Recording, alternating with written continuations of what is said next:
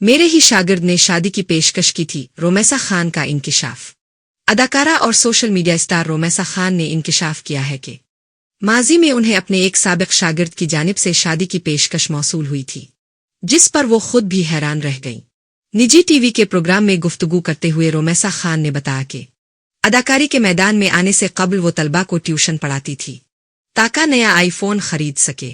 اداکارہ نے بتایا کہ اس وقت ان کی عمر صرف 17 سال تھی اور وہ 8ویں جماعت کے لڑکوں کو پڑھاتی تھی۔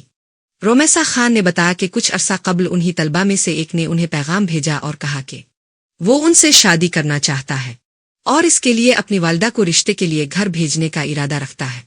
اداکارہ کے مطابق یہ پیغام پڑھ کر وہ مسکرا دی کیونکہ اس واقعے نے انہیں یہ احساس دلایا کہ وہ اپنے شاگردوں سے عمر میں زیادہ بڑی نہیں تھی، اسی لیے انہوں نے اس پیشکش کو ہنسی مذاق میں ٹال دیا۔